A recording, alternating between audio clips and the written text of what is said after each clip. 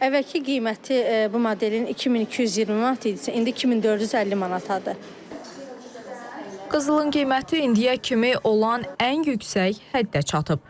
Bunu vitrinlərdəki qiymətlər də deyir. 6,75 qram.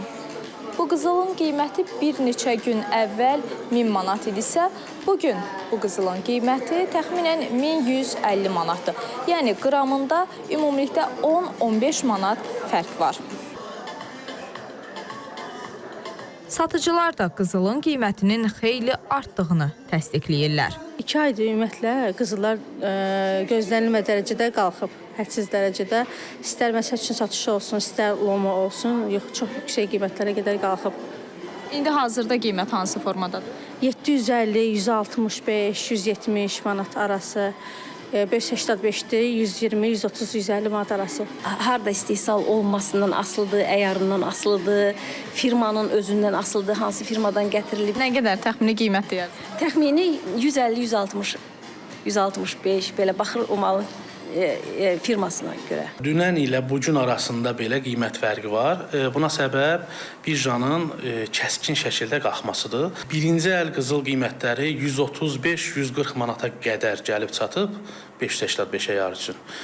İkinci əl 585 üçün gəlib 105, 110, hətta 115 manata qədər gəlib çatıb. Hal-hazırki vəziyyətdə 5-10 manat arası minimum artma var. Qiymətlərin qalxması alıcılıq qabiliyyətinin aşağı düşməsinə səbəb olub. Bunu çəkiliş apardığımız qızıl mağazasında alıcıların sayının azlığı da təsdiqləyir.